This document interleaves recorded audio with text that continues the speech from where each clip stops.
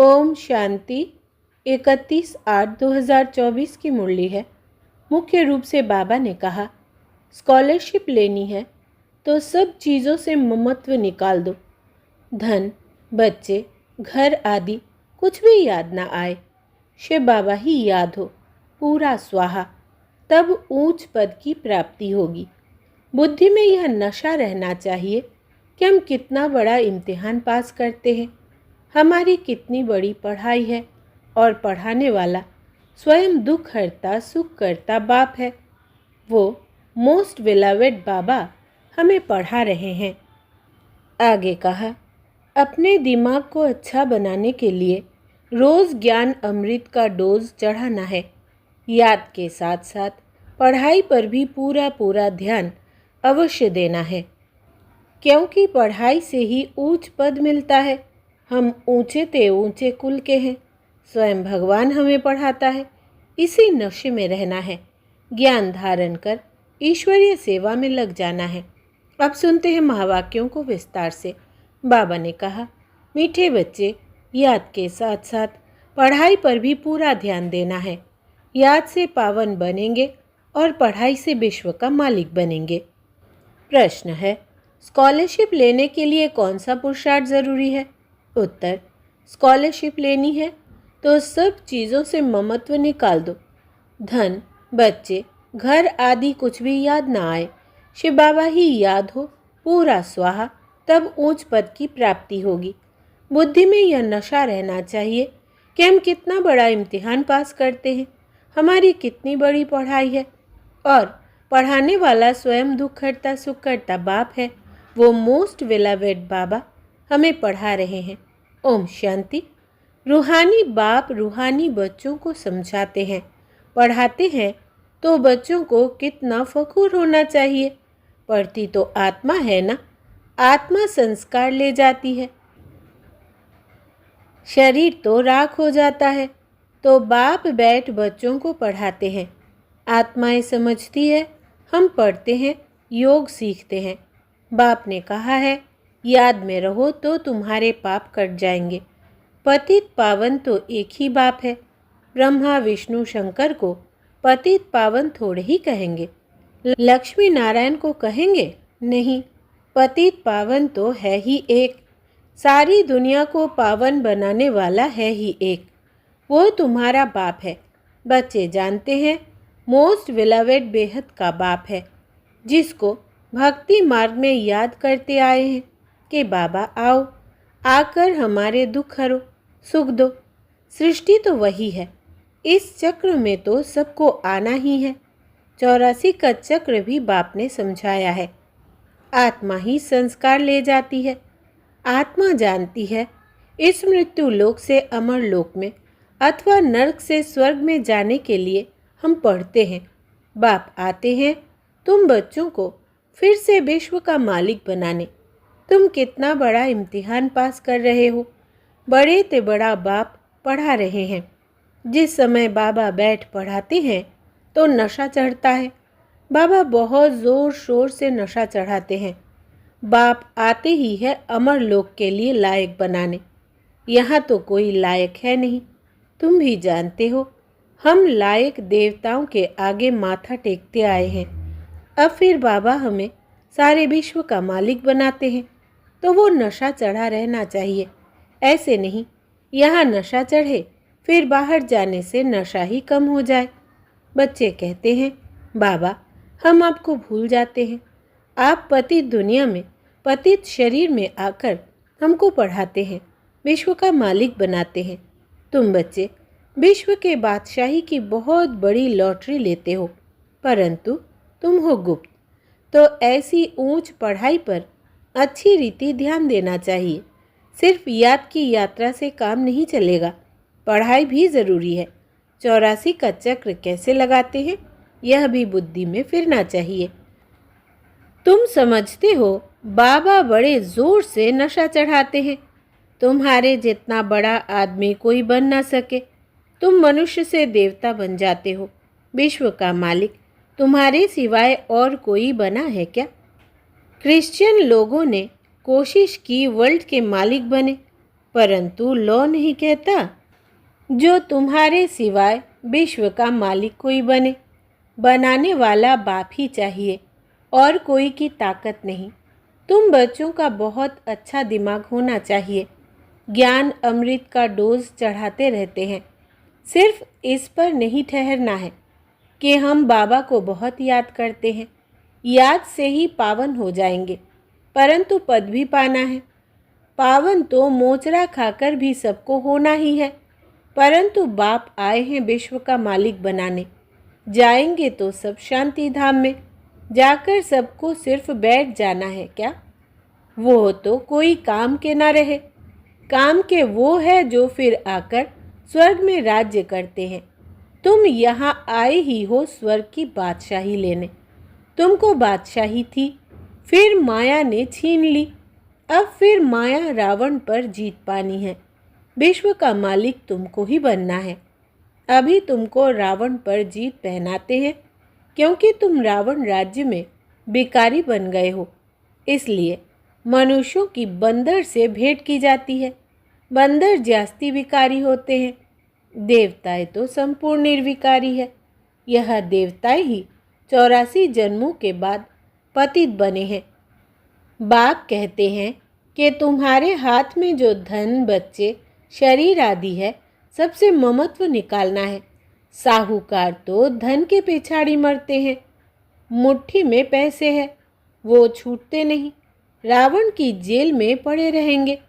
कोटों में कोई निकलेंगे जो सब चीज़ों से ममत्व निकाल बंदर से देवता बन जाएंगे। जो भी साहूकार लोग बड़े बड़े लखपति है, मुट्ठी में पैसे पकड़े हुए हैं, उनके पिछाड़ी प्राण है। सारा दिन महल माड़िया, बच्चे आदि ही याद आते रहेंगे। उनकी याद में ही मर जाएंगे। बाप कहते हैं कि पिछाड़ी में और कोई चीज़ याद न आए। सिर्फ मामेकम याद करो तो जन्म जन्मांतर के पाप नाश हो जाए। साहूकार के पैसे तो सब मिट्टी में मिल जाने हैं, क्योंकि पाप के पैसे हैं ना, काम में नहीं आते।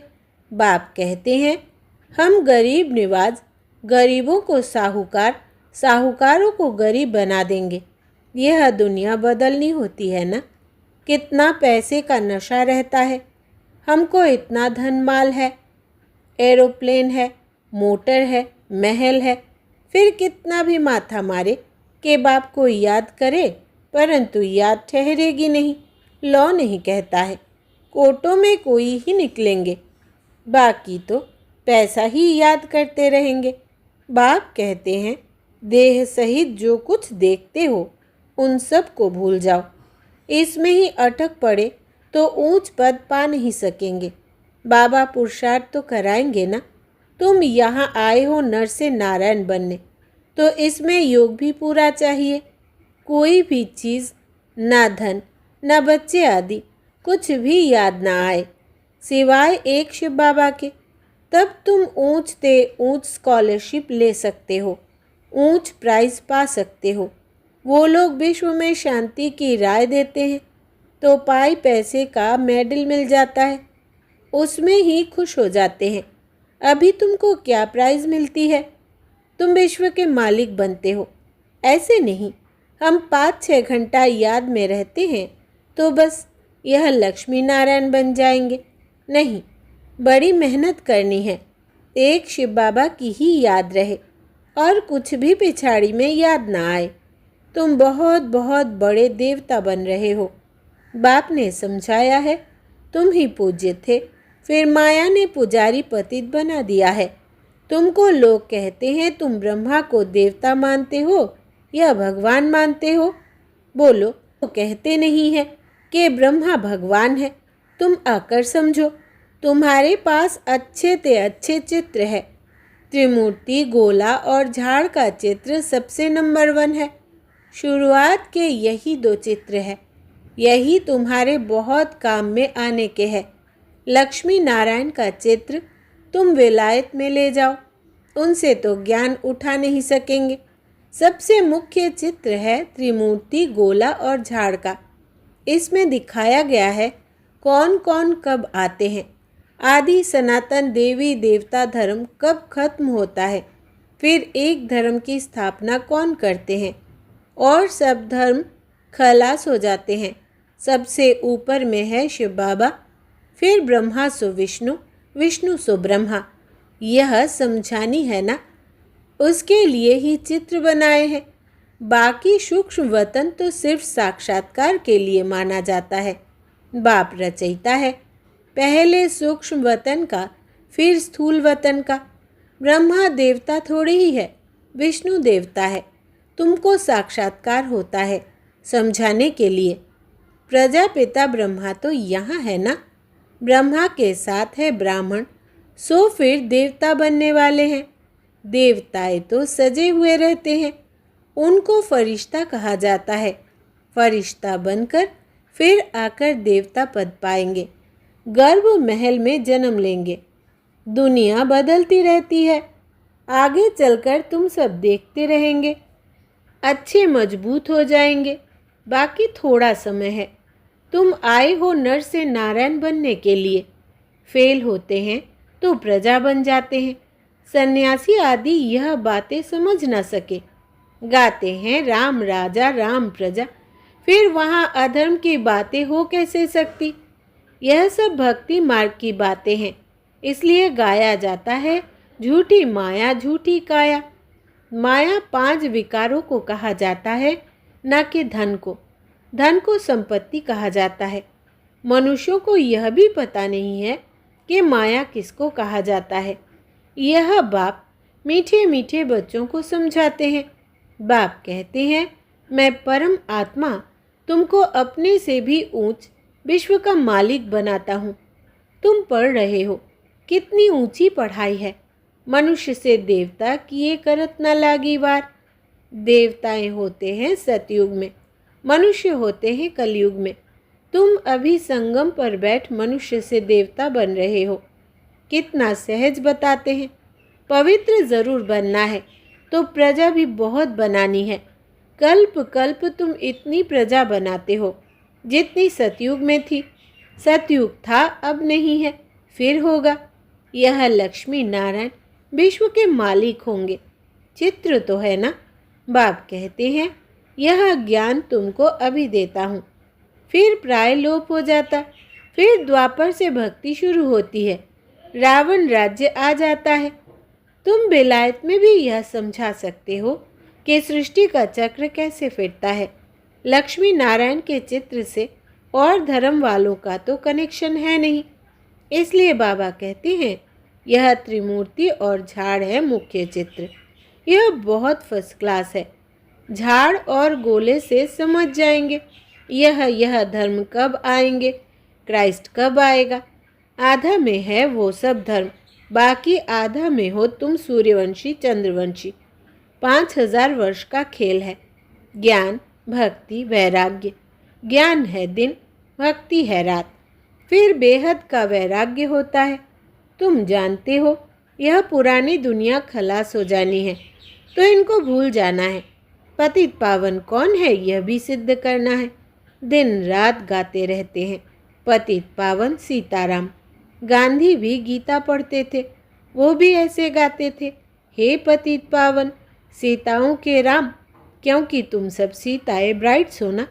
बाप है ब्राइड ग्रूम। फिर कह देते रघुपति राघव राजा राम। अब वो त्रेता का राजा है। सारी बात ही मूंझा दी है।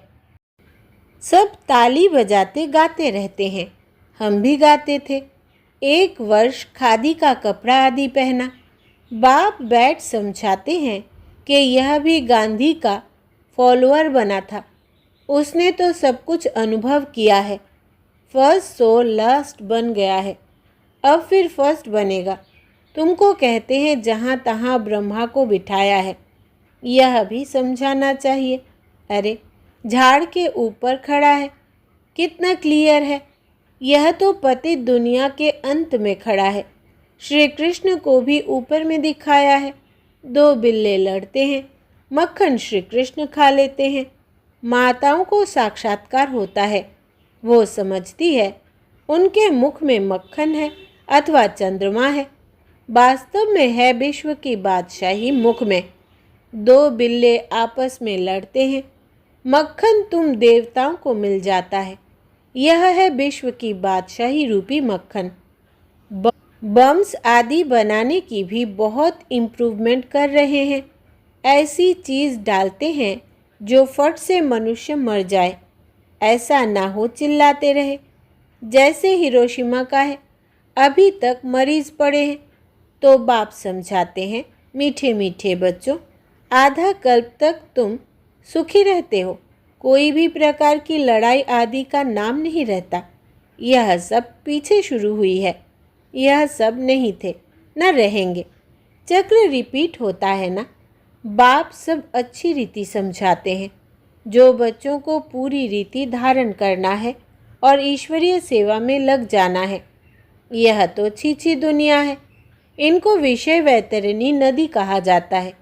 तो बच्चों को बाप बैठ समझाते हैं, तुम अपने को इतना ऊंच नहीं समझते हो जितना बाप तुमको ऊंच समझते हैं। तुम बच्चों को बहुत नशा रहना चाहिए, क्योंकि तुम बहुत ऊंच कुल के हो। अच्छा, मीठे मीठे सिकिलधे बच्चों प्रति माता पिता बाप दादा का याद प्यार और गुड मॉर्निंग। रूहानी बाप की रूहानी बच्चों को नमस्ते। हम रूहानी बच्चों की रूहानी बाप दादा को याद प्यार, गुड मॉर्निंग और नमस्ते बाबा नमस्ते। धारणा के लिए मुख्य सार। पहला, अपने दिमाग को अच्छा बनाने के लिए रोज़ ज्ञान अमृत का डोज चढ़ाना है। याद के साथ साथ पढ़ाई पर भी पूरा पूरा ध्यान अवश्य देना है, क्योंकि पढ़ाई से ही ऊंच पद मिलता है। दूसरा, हम ऊंचे ते ऊंचे कुल के हैं। स्वयं भगवान हमें पढ़ाता है। इसी नशे में रहना है। ज्ञान धारण कर ईश्वरीय सेवा में लग जाना है। वरदान है, संतुष्टता की विशेषता द्वारा हर कड़े पेपर में भी सफल होने वाले दृढ़ता संपन्न भव। विस्तार है, संतुष्टता ब्राह्मणों का विशेष लक्षण है। जो भी पाठ मिला है उसमें संतुष्ट रहना ही आगे बढ़ना है। कुछ भी नीचे ऊपर हो जाए, कोई इंसल्ट भी कर दे, लेकिन दाता के बच्चे कभी किसी बात में असंतुष्ट नहीं हो सकते। वे स्वयं से भी संतुष्ट और औरों से भी संतुष्ट होंगे। इसके लिए दृढ़ता संपन्न संकल्प करो कि कितना भी कड़ा पेपर आ जाए, लेकिन मुझे संतुष्ट रहना ही है, तो सफल होते रहेंगे। स्लोगन है, खुशनुमा वो है जिसके दिल में सदा खुशी का सूर्य उदय रहता है। खुशनुमा वो है जिसके दिल में सदा खुशी का सूर्य उदय रहता है। अच्छा, ओम शांति।